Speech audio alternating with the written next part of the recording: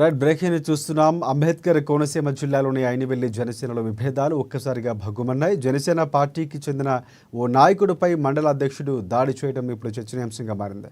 ఇక పార్టీ నేతపై దాడి చేసిన జనసేన పార్టీ మండల అధ్యక్షుడు రాజేష్ను పోలీసులు అదుపులోకి తీసుకున్నారు.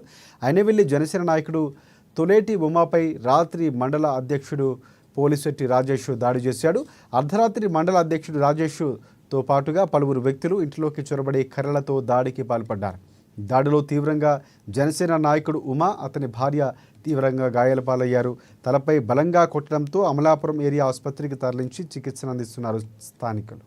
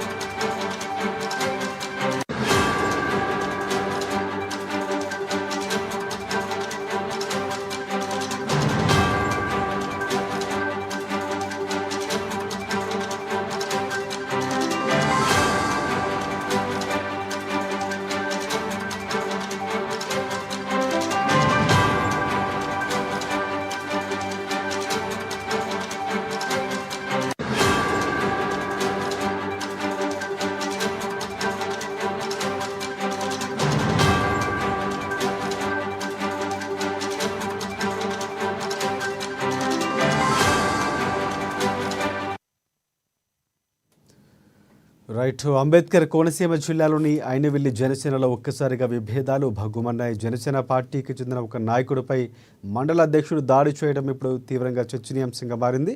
ఇక పార్టీ నేతలపై దాడి చేసిన జనసేన పార్టీ మండల అధ్యక్షుడు రాజేష్ను పోలీసులు అదుపులోకి తీసుకున్నారు.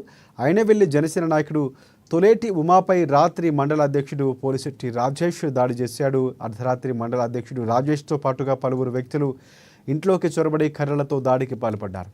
ఈ దాడిలో తీవ్రంగా జనసేన నాయకుడు ఉమా, అతని భార్య తీవ్రంగా గాయాల పాలయ్యారు. తలపై బలంగా కొట్టడంతో అమలాపురం ఏరియా ఆసుపత్రికి తరలించారు స్థానికులు.